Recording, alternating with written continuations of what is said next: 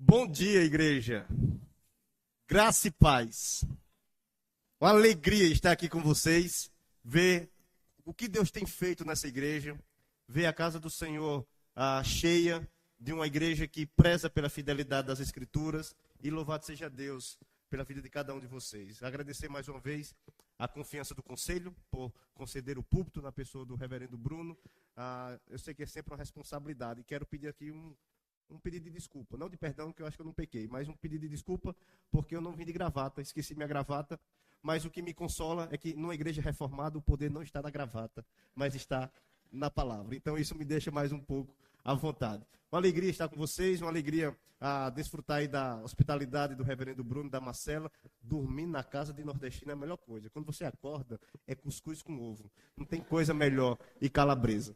Bruno, colega de capelania, colega de ministério, desde 2014, nos conhecemos, agora trabalhamos juntos, um de frente para o outro, passamos a semana um vendo o outro, dormi na casa do Bruno, no domingo com o Bruno, amanhã estarei com o Bruno novamente.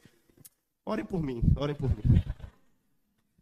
Mas vamos meditar na palavra do Senhor. Eu quero convidar a igreja a abrir em Romanos, capítulo 13, e vamos meditar do verso 8 ao verso de número 14.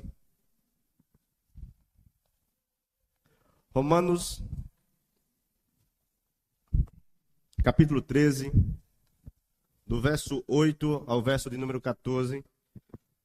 Se vocês puderem, deixem a palavra do Senhor aberta ou acompanhem pela projeção, que nós vamos voltar ao texto em alguns momentos. Antes de fazer a leitura, eu quero ler uma citação de Joe Owen, quando ele diz o seguinte: a glória futura preparada para os santos deve exercer poderosa influência sobre toda a nossa obediência presente.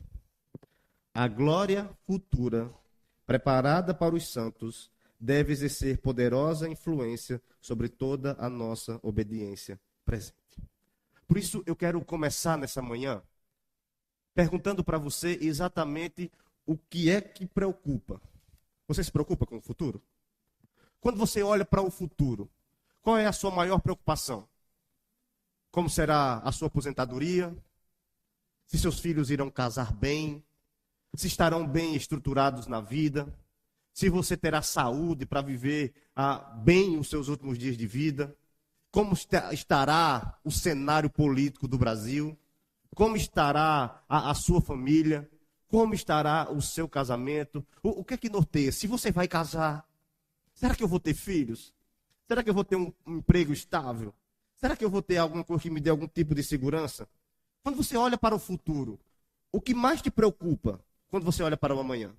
Joe Owen, ele vai defender que se você tem a mentalidade e se a glória futura preparada para os santos deve exercer uma influência sobre toda a nossa obediência presente, ele está nos levando aqui a entender sobre uma visão escatológica que deve moldar exatamente a maneira como nós vivemos nos dias de hoje. Quando nós olhamos para frente, quando nós olhamos e esperamos a volta do Senhor, o que é que mais nos preocupa? O que é que move o nosso coração? O que é que realmente desperta alguns desejos dentro de nós? Porque eu quero olhar para um texto que nos mostra que o conhecimento do futuro precisa impactar o nosso presente. O conhecimento que nós temos do futuro precisa impactar a obediência do presente. Quando nós chegamos aqui no Romanos 13, nós vamos ver Paulo trazendo aqui umas orientações de como deve ser o relacionamento do cristão com as autoridades. Depois ele vai nos mostrar o relacionamento do cristão com o próximo. Depois ele vai nos mostrar o relacionamento do cristão presente à luz da nossa perspectiva futura. Mas eu quero me deter somente nas duas últimas partes. O relacionamento de Cristo com o próximo e o relacionamento de Cristo com o presente, com os dias de hoje. Veja, no verso 7, o que o apóstolo vai nos mostrar é que ele vai dizer: paguem a todos o que é devido. Ele vai terminar ali a sua linha de raciocínio sobre como nós devemos tratar as autoridades, e ele vai no final dizer assim: pague seus tributos. Pague o que é devido. No verso 7 ele diz: paguem a todos o que é devido. No verso 8, ele vai dizer: não fique devendo nada a ninguém. A ideia aqui é que ele vai começar a fazer uma ligação do argumento, mostrando que, se sabemos que Jesus está voltando, que vivamos dignamente para a glória dele. Se sabemos que Jesus está voltando, devemos ter esse relacionamento com as autoridades. Se sabemos que Jesus está voltando, devemos ter esse relacionamento com o próximo. Se sabemos que Jesus está voltando, precisamos ter esse relacionamento com o tempo presente. Por isso, eu quero mostrar para vocês exatamente algumas marcas do cristão que espera a volta do Senhor. Ele olha para o futuro, ele sabe que o seu Salvador voltará, mas ele precisa agir de determinadas maneiras no tempo presente. Por isso, como seria viver dignamente para a glória do Senhor? Como seria ter algumas marcas que glorificam ao Senhor? E a primeira marca aqui é do amor ao próximo. O verso 8 nos diz: não fiquem devendo nada a ninguém, exceto o amor de uns para com os outros, pois quem ama o próximo cumpre a lei. Parece aqui um contraste, porque de um lado, não fique devendo nada. Do outro, Paulo diz assim, tem uma coisa que vocês vão ficar devendo. Ele termina dizendo, no verso 7, não deva nada a ninguém. No verso 8, ele diz, não fique devendo nada a ninguém, exceto o amor que uns para com os outros. Ou seja, tem um negócio, tem uma coisa, que vocês sempre vão estar em dívida. É o amor de um para com os outros. Paulo vai dizer que essa dívida sempre permanecerá. Essa dívida nunca será quitada. Se tem uma coisa que nós vamos ficar devendo e que nós nunca conseguiremos quitar, é o amor para com o próximo. E Paulo fala da natureza da lei de Deus, que é o amor. Veja, entenda aqui, o que Paulo está defendendo não é que o amor é o fim, mas ele defende que o amor cumpre a lei. E no verso 9, ele vai dizer como o amor cumpre a lei.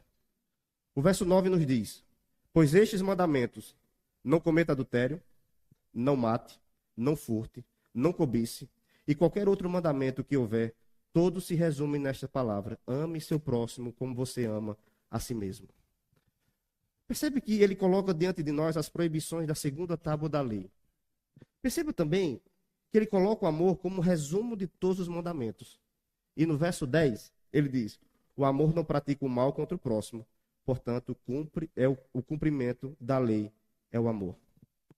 Entenda, adulterar, matar, roubar, cobiçar, são práticas do mal contra o próximo.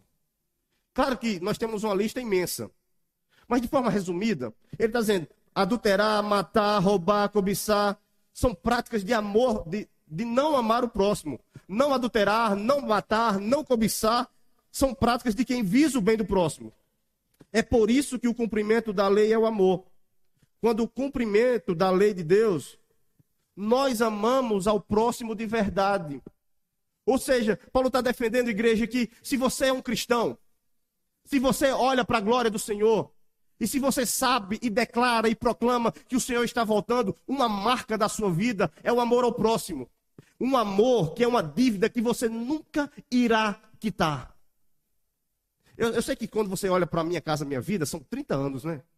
40 anos, e você diz, meu Deus, será que vai ter um fim? Será que eu ainda vou ver isso na minha vida aqui presente? Será que Deus vai me honrar na terra dos viventes? Eu vou conseguir quitar? Veja, até a minha casa, a minha vida, você vai chegar a quitar. Eu não estou dando profecia não, viu, irmão? Mas eu estou dizendo que o amor não. Você nunca irá quitar. E o interessante aqui é que, para deixar de uma forma muito prática, o que é esse amor que Paulo está falando? É uma dívida que jamais conseguiremos saldar. O amor não é uma atividade que podemos dar por concluído. Você não pode olhar para o seu irmão da igreja, para o seu cônjuge, para alguém que está do seu lado, para pessoas que o Senhor colocou no caminho e dizer assim, ah, pastor, eu já amei fulano o suficiente. Foi muito amor derramado. Como pastores, nós chegamos muitas vezes no gabinete, alguns cônjuges dizem assim, pastor, tudo que eu poderia amar, eu já amei. Todo o meu amor foi esgotado. Esse é o momento que o pastor abre Romanos 13:8 e diz assim, minha irmã, meu irmão, o amor é uma dívida que jamais conseguiremos saldar. O amor não é uma atividade que podemos dar por concluído. E jamais poderemos dizer a alguém, eu já lhe amei o suficiente. Jamais você vai poder olhar para o irmão que está do seu lado e dizer assim, meu irmão, eu já lhe amei o suficiente. Porque Paulo está olhando para você, e não sou eu, é Paulo. Ele está dizendo, mentira! Isso nunca será concluído. Você não pode chegar à conclusão de que você já amou o suficiente. O amor é uma dívida que vai permanecer para sempre. O amor, segundo Deus, é perene, precisa continuar por todos os tempos. O amor do Senhor é o cumprimento da lei de Deus. Veja, não amamos segundo o padrão objetivo da lei. Porque não sou eu que defino o que é amor, mas Deus. E eu sei que como igreja, nós estamos constantemente liderados por conceitos que não são bíblicos. O que dita o que é amor é Hollywood. O que dita o que é amor é a novela da Globo. E o que dita o que é amor é exatamente conceitos humanistas. É filosofias fora da palavra do Senhor. Mas o que o Senhor nos mostra é que não sou eu quem define o que é amor, mas Deus. Veja como seu amor é corrompido. Veja como seus sentimentos é corrompido. Quer uma prova? Você já assistiu La Casa de Papel? Se você já assistiu, me diga uma coisa. Qual foi o momento que você começou a torcer pelos bandidos? Qual foi o momento? É Nairon, que eu esqueci o nome agora. Nairon, aí ó. Não, ela viu o resumo. Qual foi o momento que você ficou gritando, Nairon, Nairon, gritando na hora que ia assaltar o banco? Qual foi o momento em que você assistiu alguma novela? Claro, da Record, né? Que você assistiu alguma novela e você ficou torcendo ali para que a mulher deixasse o homem, o marido, porque o que tinha aparecido era mais atencioso. Percebe que o nosso amor ele é corrompido. Percebe que muitas vezes nós amamos de acordo com as definições da filosofia da nossa época. E o que Paulo está dizendo aqui é que não sou eu quem define o que é amor, mas Deus. O amor é definido em termos concretos, que visam o bem do próximo. O interessante é que o amor tem por objeto o próximo. E você pergunta, quem é meu próximo? E você pode lembrar da parábola do bom samaritano. O seu próximo é aquela pessoa que o Senhor colocou no seu caminho. Veja, essa igreja é uma igreja que o Senhor colocou no seu caminho. E é essa igreja que você precisa amar. São esses irmãos que você precisa amar. Porque tem uma teoria, e se eu estiver errado, o Bruno me corrija depois. Tem uma teoria que diz que eu sou igreja. Igreja somos nós. E você é a igreja quando você está reunido com o corpo do Senhor. Você não é igreja sozinho na sua casa. Na Netflix dos cristãos, que é o YouTube. Uma noite, Augusto Nicodemos, na outra noite, Arival, no outro dia, Hernandes Dias Lopes, no outro dia, Micael. Aí, quando dá muito errado, diz, não, então eu vou lá para a igreja ver o Bruno. Veja, a ideia aqui é você entender que o Senhor colocou um povo no seu caminho. Homens e mulheres no seu caminho. E que você precisa amar de forma concreta. Não é sentimento. O objeto aqui é o próximo. Então você pode me perguntar, pastor, então como é que eu amo o meu próximo? Você ama o seu próximo quando coloca à sua frente na ordem de importância das coisas. Você ama o seu próximo quando você coloca ele na sua frente, na ordem de importância das coisas. Sabe qual é um erro aqui? Um erro de muitos. E desculpa se eu vou tocar numa ferida, mas não posso pedir desculpa, porque eu sou um arauto do Senhor, né? Desculpa aí por pedir desculpa, então. Muitas pessoas interpretam o ame ao seu próximo como a ti mesmo de forma errada. Eu sei que alguém já disse para você em algum momento assim, sabe qual é o seu problema? O seu problema é porque você não se ama. Porque no dia que você se amar, no dia que você se valorizar, no dia que você puxar essa energia que tem dentro de você, você vai conseguir amar o próximo. Meu irmão, eu quero dizer uma coisa a você, amor próprio na Bíblia não é virtude. Amor próprio na Bíblia é a própria essência do pecado. Amor próprio na Bíblia não é virtude. Amor próprio na Bíblia é a própria essência do pecado. Você já se ama demais, meu irmão. Você já se valoriza demais. Você se ama tanto que quando as coisas não saem do seu jeito, da forma como você quer, do jeito que você imagina que deveria ser, você fica para baixo. Não é falta de amor, não. Você tem muito amor no seu coração por você. Por isso, cuidado com essa ideia que eu preciso me amar. Você já se ama. Você precisa amar o próximo, como você já se ama. Você precisa colocar a outra pessoa à sua frente, na ordem de importância das coisas. Ou seja, igreja, faça do próximo e não de você a prioridade no relacionamento. Faça do seu cônjuge e não de você a prioridade no relacionamento. Faça dos seus liderados e não de você, líder, a prioridade nos relacionamentos. Nós precisamos amar, porque se esperamos a volta do Senhor, se temos a visão da glória do Senhor, nós precisamos ter uma marca, e essa marca é amor do próximo. Eu sei que você olha para a igreja e você diz assim, só tem hipócrita. Ah, pastor, naquela igreja tem muita gente difícil. E eu tenho uma certa dificuldade de entender alguns irmãos que dizem que tem mais relacionamento com alguém fora da igreja do que com o pessoal da igreja. Deixa eu dar um alerta aqui, talvez você ainda não entendeu. Se você é salvo, é esse povo aqui que você vai passar a vida eternamente. Você gostando ou não. Eu sei que lá os sentimentos vão estar tudo restaurados. Mas até lá, nós precisamos ir nos aperfeiçoando para sermos mais parecidos com Cristo. Você quer ter uma marca de um cristão verdadeiro? Ame o próximo. Ame a pessoa que o Senhor colocou no seu caminho. Eu sei que em alguns momentos você diz, é difícil. Às vezes você vai dizer, meu amor acabou. Eu não tenho mais sentimentos por essa pessoa. Não amamos segundo o padrão objetivo da lei. Mas deixa a palavra te governar e não seus sentimentos. As escrituras precisam te governar.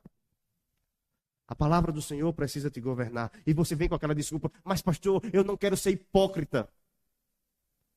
Ninguém é hipócrita quando está em obediência à palavra do Senhor. Eu sei que existem as exceções das questões, dentro da pergunta que eu vou fazer. Quem ama aqui acordar cedo, 5 horas da manhã para ir trabalhar? Quem ama? Tem um que ama. Na grande maioria, não ama. Mas mesmo assim, você acorda e vai. Eu pergunto a você, você está sendo hipócrita? Por que você não abandona o trabalho com tanta hipocrisia? Indo para o seu trabalho lá com tanta hipocrisia. A gente não está sendo hipócrita quando estamos debaixo da obediência do Senhor. Claro que o que muda muito é as intenções do nosso coração. Mas cuidado com categorizar as questões somente pelos sentimentos. Porque nós precisamos ser governados pela palavra e não pelos nossos sentimentos. Não reduza o amor a um sentimento. Porque a própria palavra chama de ações práticas. Faça um teste essa semana. Coloque o próximo na sua frente. Valorize aqueles que o Senhor colocou no seu caminho. E eu não estou falando aqui que é fácil, não. Eu não estou falando que eu sei fazer isso com perfeição. Mas que nós precisamos ser guiados pela palavra. Isso é viver dignamente, enquanto esperamos o retorno do Senhor. Se esperamos o retorno do Senhor, nós precisamos ter uma marca. E essa marca é amar o nosso próximo. É valorizar o nosso próximo. É cuidar do nosso próximo. Tem pessoas que o Senhor colocou no seu caminho, meu irmão, para que, no mínimo, ele também está sendo bênção na sua vida. Eu sei que você olha para algumas questões e diz assim, mas pastor, fulano é chato. Fulano tira a minha paz. Meu irmão, já parou para pensar que fulano é exatamente a pessoa que você precisava para ser tratado em algumas áreas na sua vida? Como é que você vai desenvolver paciência se não tiver um chato de estimação do seu lado? Como é que você vai defender e transmitir amor, paciência e longanimidade se não tiver alguém do seu lado que vai exatamente exigir isso de você? Você canta na igreja, né? Você levanta a mão, você diz, Senhor, eu quero ser como o Senhor. Eu quero ter a paciência como o Senhor. Eu quero ter a longanimidade com o Senhor. O Senhor quer, então tá bom. Ele vai colocar umas pessoas específicas do seu lado para tratar exatamente o que você precisa. Porque se você espera a glória, o retorno do Salvador, uma marca sua é amar ao próximo. Mas tem uma segunda marca. E aqui não pensa assim, você pode estar naquela perspectiva, isso aí eu não tenho, mas com certeza na próxima eu vou ter. O que eu vou falar aqui é como as bem-aventuranças. Não é que você tem umas e outras não. Você tem que ter tudo. Não é porque amar é difícil, pastor, mas acho que na próxima, acho que eu estou junto com o senhor. Você também tem que estar, porque se você tem uma marca de quem espera a glória futura, o texto diz, é hora de despertar do sono. O verso 11 diz: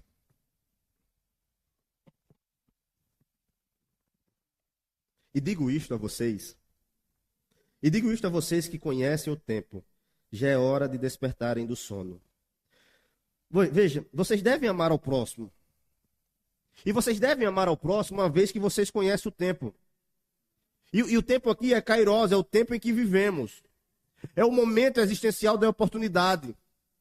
O que Paulo está dizendo não é amanhã, igreja. Não é na próxima semana. Não é no próximo mês. Não é a resolução para 2027. É aqui e agora. É esse tempo que vocês precisam despertar do sono. O momento é agora.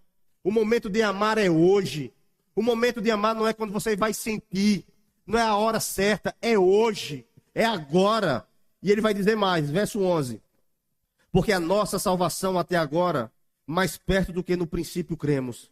Vai alta a noite e o dia vem chegando. Deixemos, pois, as obras das trevas e revistamos-nos das armas da luz. Salvação na Bíblia abrange nosso passado, justificação. O nosso presente, santificação. E o nosso futuro, glorificação. O que Paulo vai dizer é, porque a nossa salvação agora está mais perto do que quando no princípio cremos. Ou seja, você sabe quanto tempo você tem de convertido? Está mais perto do que naquela decisão. Está mais perto do que no dia do seu batismo. O dia está se aproximando. O dia vem chegando. E a expectativa de Paulo é, a marca é para hoje. O tipo de conduta cristã é para hoje. Não é esperar a trombeta tocar. Não é esperar o arrebatamento acontecer. Não é esperar quando tudo possa parecer que o Senhor está voltando. É agora. O tempo é agora. E Paulo fala da salvação futura, da libertação gloriosa, da redenção do corpo. Ele diz que está mais perto do que quando cremos no Evangelho. Está tão perto que é como se a noite estivesse passando. E o dia vem chegando. Percebe a ideia que ele traz de que é rápido? Que você dorme e nem vê a noite passando, o dia já amanheceu. Ou talvez, se a gente pensar nos nossos tempos, você piscou o olho, você estava na virada de 2026, e já estamos em junho. Quando você parar para perceber, já estamos em dezembro novamente. Paulo diz assim, é agora. Está tão perto que é como se a noite estivesse passando e o dia vem chegando. Não sei quando, mas ele vem. Uma coisa é entender o tempo que vivemos. Outra é saber o que fazer enquanto se espera por ele. Você sabe? Você sabe que o Senhor vai voltar. Você sabe que a glória está mais próximo no dia da sua decisão. No dia que o Senhor tirou a venda dos seus olhos. Veja, a Bíblia é clara sobre o que deveríamos fazer. Ele diz, deixemos, pois, as obras das trevas e revistamos das armas da luz. Igreja, chegou o tempo dessa igreja abandonar as obras das trevas e revestir das armas da luz. É hora de despertar do sono, meu irmão. É hora de despertar do sono, minha irmã. Eu sei que é aquele sentimento que, pastor, vai demorar. Eu ainda sou novo. O novo diz assim, tem muita coisa para viver, pastor. Quando chegar na velhice, aí eu vou me dedicar mais para a igreja. O tempo passa. E quando chega na velhice, diz, pastor, eu estou cansado agora. Parece que nós nunca estamos com tempo. Parece que nós nunca estamos percebendo. Mas nós precisamos despertar, meu irmão. Precisamos abandonar a ideia de que podemos brincar com as obras das trevas. Quero falar para você, homem. Para de brincar com a pornografia. Para de flertar com o pecado. Para de flertar com o vício. Para de viver na ilusão de dizer assim, a qualquer hora eu abandono. Daquelas conversas sem necessidades com colegas de trabalho. Ou com a colega de trabalho. Que desperta amores em você. Cuidado com o vício na pornografia. E eu preciso dizer mais no tempo que nós vivemos. E não importa a idade aqui. Cuidado com as bets. Cuidado com os vícios. Eu sei que você tem a sensação de assim, não, mas agora eu vou ganhar. Para de querer dinheiro rápido. Veja, você pode até dizer para mim, mas pastor, mas é lícito. Mas não convém. A palavra do Senhor nos diz que o dinheiro que entrar na nossa casa deve ser fruto do nosso trabalho e do suor do nosso rosto. Para de querer ganhar dinheiro fácil, meu irmão.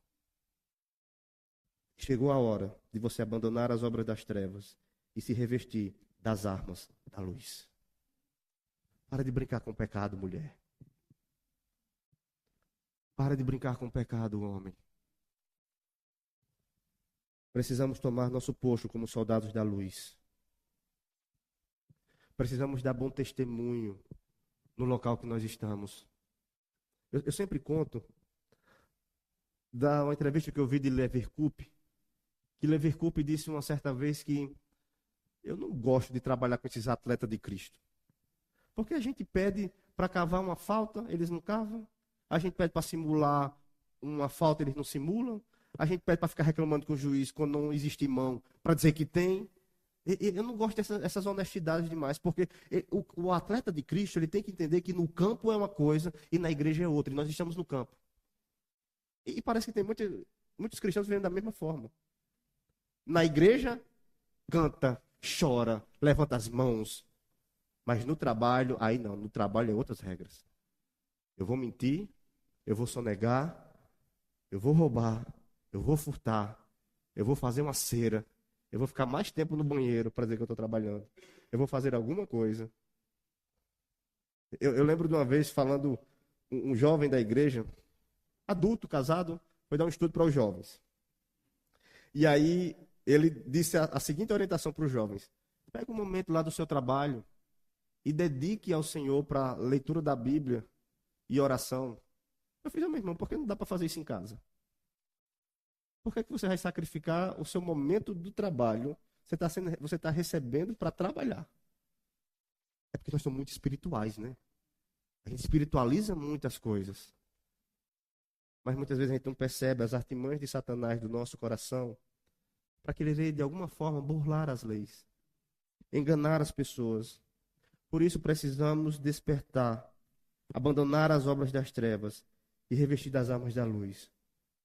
O crente que espera a glória do Senhor, ele desperta desse sono. Do sono da iniquidade, da incredulidade, da rebeldia, de uma vida distante do Senhor. E nós precisamos tomar o nosso posto como soldados da luz, olhando para o futuro. O que é que nós esperamos com ansiedade? O que é que você deseja que aconteça? E eu sei que como igreja nós cantamos, nós louvamos, nós adoramos e nós falamos muitas vezes, Maranata, ora vem Senhor Jesus. Mas por que você quer que ele venha? Porque na maioria das vezes que nós pedimos Maranata, é porque nós queremos nos livrar das aflições dessa terra, da crise que nós estamos instalados, da falta de emprego, da crise financeira. Porque quando as coisas estão boas, quando a conta está gorda, quando a saúde está bem, você diz assim, Senhor, peraí, agora não. É aquele momento que a irmã chega na igreja pedindo oração, você diz, misericórdia, quase que eu morri agora. Quase que eu ia encontrar com o Senhor. Quando tudo vai bem, a gente olha para o Senhor e diz assim, Senhor, só mais uns 5 aninhos aqui na terra. Mas quando as coisas estão mal, a gente pede Maranata, ora vem, porque a gente não quer ver ele face a face. A gente quer se livrar dos problemas daqui. Nós precisamos despertar do sono. O que é que te preocupa de verdade? Quais são os seus planos mais caros para a sua vida? O que é que te incomoda todos os dias? Com o que é que você sonha regularmente? Porque se esperamos, nós precisamos viver em santa expectativa. Porque essa é a marca de um salvo. Deixemos, pois, as obras das trevas e nos revistamos das armas da luz. Eu falo de santificação, igreja. Por meio do Espírito e da palavra, precisamos viver em crescimento. Chegou o tempo de crescer. Chegou o tempo de amadurecer. Meu irmão, eu tenho uma grande dificuldade. Isso é questão minha. Eu tenho uma grande dificuldade de ver irmãos na fé que já estão há tanto tempo na igreja, mas ainda se comportam como menino. Se comportam como criança. Não cresce na palavra. Não estuda a palavra. Não procura respostas bíblicas na palavra. Tudo se resume a experiências. Tudo se resume ao que já viveu na vida. Mas não procura um fundamento sólido na palavra. Essa igreja precisa crescer. Mas crescer com qualidade, não só de forma numérica. Crescer na palavra por meio do Espírito. E nós precisamos ver crescimento. De pessoas que sabem responder na fé. Na angústia, ele sabe dar uma resposta na fé. Na alegria, ele sabe responder na fé. Se pergunte com sinceridade, você tem crescido em piedade? E eu não estou dizendo que nós não vamos ter altos e baixos aqui. Nós vamos ter altos e baixos. Mas você não pode ser o mesmo de quando você tomou a decisão. De que quando você foi batizado. Isso precisa ser contínuo. Tem uma coisa que nós distribuímos muito no Mackenzie, que é cada dia. E sempre que eu tenho a oportunidade de falar para alguém, falo também lá para a minha igreja, fiz, meus irmãos, os devocionais não podem ser resumidos a cada dia. Aquilo é bom, mas você precisa crescer. Pega um texto da Bíblia, pega um livro bíblico e diz assim, eu vou me aprofundar nesse texto esse ano. Nesse livro. Eu vou crescer nesse livro esse ano. Eu vou entender como o Senhor se revela de forma redentiva. Agora a gente pega e faz uma leitura só por ler, para dizer que estamos em alguma coisa. Ficamos de cada dia em cada dia, de um versículo e cinco linhas, e nós não nos aprofundamos na palavra do Senhor. Você é mais santo hoje do que no dia da sua conversão? Você conhece mais a Deus hoje do que no dia da sua conversão? Veja, vida cristã não é desfrutar do sono do justo. Eu sei que tem aquele textinho que todo mundo gosta. Deus dá os seus enquanto dorme. Mas você precisa acordar. Porque vida cristã é uma guerra. É uma batalha contra a carne. E se você não está batalhando contra a sua carne, alguma coisa está errada. Se você ainda está brincando com o seu pecado de estimação, você parece que está dormindo e não despertou do sono. Porque se você aguarda a glória do Senhor, você precisa despertar do sono. Você precisa batalhar contra a sua carne, contra os seus vícios, contra os seus desejos pecaminosos, contra esse ego inflamado. Nós precisamos trabalhar e lutar, porque nós estamos em uma guerra. Veja, e o evangelho precisa ser pregado, não só para o nosso próximo, mas precisamos pregar para a nossa alma. Precisamos lembrar das verdades do evangelho em tempos de crise na nossa vida. Eu lembro do momento em que o Tito estava mal na UTI, e sempre que vinha à minha mente era: não se perturbe o vosso coração. Crê em Deus, crê também em mim. Por que te perturbas a minha alma? Espera no Senhor. Nós precisamos decorar a palavra. Nós precisamos ser alimentados pela palavra, porque o dia da dor vai chegar. O dia do sofrimento vai chegar. E vamos parar de ser superficiais, de olhar para o nosso irmão e dizer: você nasceu para ser cabeça e não cauda. Ou tudo posso naquele que me fortalece. Não, pregue para o seu coração. Pregue o evangelho. Lembre dos atributos de Deus. Lembre das promessas do Senhor. Lembre das bem-aventuranças. Você está sendo perseguido no trabalho?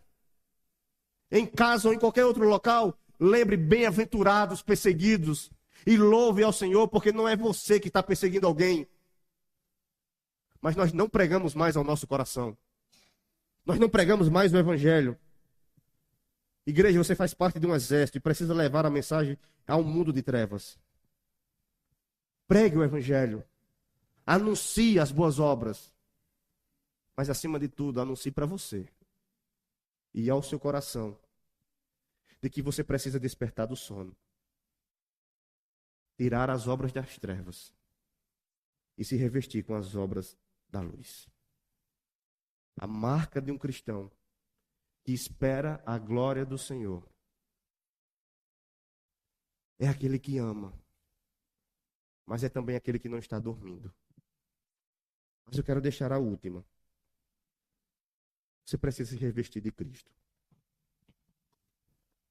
O verso 13 nos diz: vivamos dignamente, como em pleno dia, não em orgias e bebedeiras, não em imoralidade e libertinagem, não em discórdia e ciúme. Outra vez, a metáfora da luz aparece aqui. Vivamos dignamente como em pleno dia. Veja, já que o dia vem chegando, nós devemos nos revestir das armas da luz. Temos que deixar as obras das trevas. E ele coloca aqui uma amostra em 3 pares: orgias e bebedeiras, imoralidade e libertinagem, discórdia e ciúmes. Viver dignamente é dizer não a essa lista. Viver dignamente é dizer não a essa lista e a tantas outras. Mas ele diz: não em orgias, não em bebedeiras, não em moralidade, não em libertinagem, não em discórdia, não em ciúmes. Aí você diz assim: mas pastor, eu cheguei nesse ponto. Eu caí na orgia, na bebedeira, na imoralidade, na libertinagem, no ciúme, na discórdia. Estou sem força. Não consigo sair. Estou na lama. Essa mensagem também é para você, meu irmão. Isso aqui não é só para limpo. É para sujo também. Porque o texto diz de onde vem o poder para dizer não às obras das trevas. Verso 14.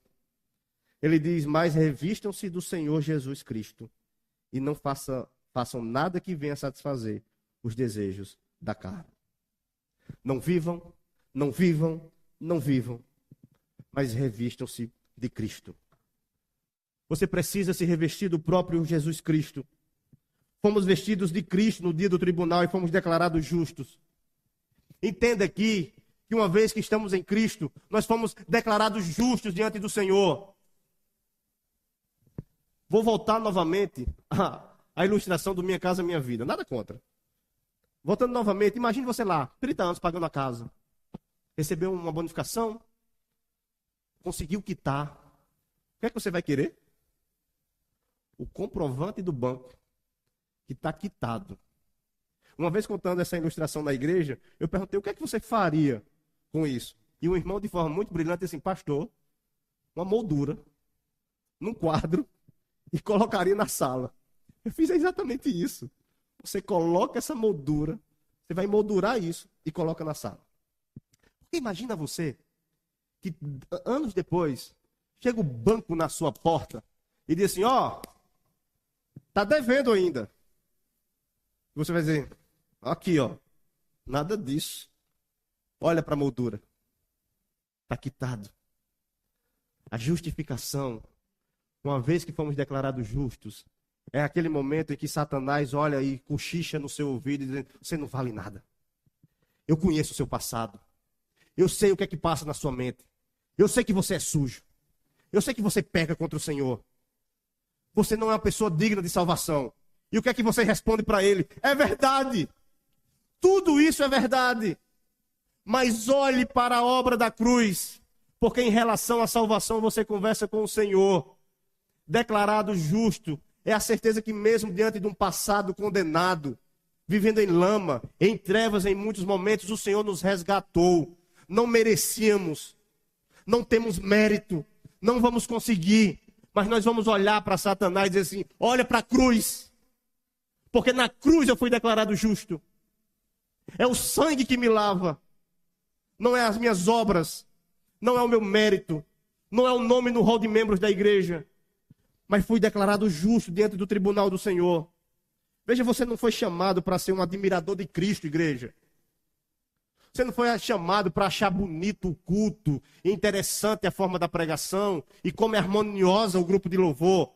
Você foi chamado para ser revestido de Cristo. Amar a Cristo. E saber do que Ele fez por você na cruz do Calvário. Precisamos morar em Cristo todos os dias da nossa vida.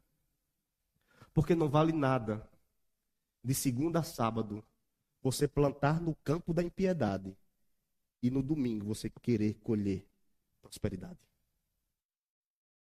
Você não vai plantar na impiedade de segunda a sábado e colher as bênçãos do Senhor no domingo. Você precisa se revestir do Senhor todos os dias da sua vida. Esse revestimento não é só do pastor, mas é de toda a igreja. Eu gostava de um professor, Paulo Brasil, ele dizia assim, imagina que você tem na igreja 2 pastores. E vou usar aqui o exemplo, eu e o Bruno. Imagina que você tem 2 pastores aqui. E tem, aqui, né? Enéas e o Bruno, pronto. Nada contra vocês, tá? Mas imagina que o Bruno, ele passa de segunda a sexta ou a sábado, não estuda, não lê a Bíblia, não ora, não faz nada. Não tem momento devocional e no domingo chega o dia dele pregar. Do outro lado está Enéas, homem de Deus, jejuma, ora, estuda, lê a Bíblia, momento de consagração com o Senhor, se prepara para pregar. E no domingo a igreja tem a escolha. Você pode escolher escutar o Bruno ou o Enéas. Quem você escolhe? Se você é um bom crente, você vai escolher o Enéas. Porque ele se preparou. E a pergunta é, por que a igreja não se prepara também? Por que também não se prepara para ouvir a palavra? Se revestindo de Cristo de segunda a segunda. Retirando as obras das trevas. Se revestindo das obras da luz. Precisamos morar em Cristo todos os dias da nossa vida. E não façam nada que venha satisfazer os desejos da carne. Façam morrer o que pertence à natureza terrena. É a pornografia. Faça morrer, meu irmão. É a compulsão por mentira. Faça morrer, meu irmão. É a busca por satisfação própria. Faça morrer. Não viva premeditando ou pensando como satisfazer os desejos da sua carne. Não fique pensando qual o melhor horário de acessar o site. Qual o melhor horário de ligar para fulano. Qual o melhor horário de fazer isso que ninguém vai ver. Não chegou o tempo de ficar premeditando ou pensando em satisfazer os desejos da carne. Não brinque com a tentação. Não flerte com o pecado. Porque ainda temos influência da carne. E nós não podemos acariciar o pecado como se fosse um animal inocente. Mate a tentação na raiz. Eu tenho um amigo biólogo que ele levou para casa uma cobrinha. E a mãe dele disse assim, ou ela ou eu. Como você é menor de idade, vai ser ela que vai sair. Porque eu não vou esperar esse bicho crescer, me picar. E ela tirou a cobra. Acho que mataram, mas não convém. Mas tiraram a cobra. E muitas vezes o pecado está como aquela cobra. Chega bonitinha. Você pastor, bonito não é não. Vai chegar lá bonitinha, inofensiva. Vai fazer nada a ninguém. Mas vai crescer, meu irmão. E se você não matar na raiz, vai te matar. Por isso, ninguém vence o pecado apenas dizendo não. A questão não é força de vontade. Você não vencerá sozinho. Você precisa revestir-se de Cristo. E precisamos saturar a nossa mente e o coração com a beleza do Salvador. Porque na maioria das vezes, a igreja está como Adão no jardim, que está fazendo as suas próprias vestes, que está cobrindo a sua nudez com folhas, com algo que é inútil, com algo que não é capaz de salvar, com algo que não é capaz de cobrir a nudez. E eu sei que muitas vezes você está fazendo isso, cobrindo a sua vergonha com coisas que não têm capacidade de lhe salvar. Tempo de membresia, liderança na igreja, o tanto de livro da Bíblia que você já leu, ou quantas vezes você já leu a Bíblia completa. Veja, meu irmão, você está cobrindo com folhas. Você precisa se revestir de Cristo. Daquele momento em que o Senhor diz, é só com a morte do Cordeiro perfeito. É o meu sangue que vai lhe cobrir. E que nós vemos do Éden ao Gólgota um rastro de sangue para dizer, não tem poder em suas mãos. Você não tem força. Você não tem capacidade. Você não tem mérito. Você tem folhas para se vestir. Mas em Cristo, você tem vestes. Você tem um sangue derramado. Você tem um Cordeiro perfeito. Você tem um sumo sacerdote que olha para você e diz, eu morri por ele. Pai, perdoa o pecado dele porque eu morri por ele. O meu sangue foi derramado por ele. Não é só força de vontade que você precisa. Você precisa se revestir de Cristo. E se estivermos com as nossas mentes e corações saturados com a beleza do nosso Salvador, nós vamos ter a força do Espírito Santo de Deus para dizer não ao pecado, não aos vícios. Mas eu quero olhar para você, meu irmão, que caiu em tentação, que foi agarrado pela armadilha do pecado.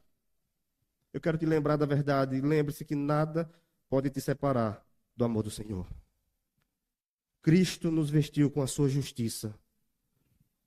E Ele nos vestiu com as roupas brancas do Salvador. Chegará o dia que nós desfrutaremos das bodas do Cordeiro. E nós estaremos diante dEle. Não com as nossas vestes. Não com algo manchado. Mas com as vestes brancas. Do Cordeiro que nos revestiu. Do Cristo que morreu na cruz para nos vestir com a sua justiça. Não é a sua, é a justiça de Cristo.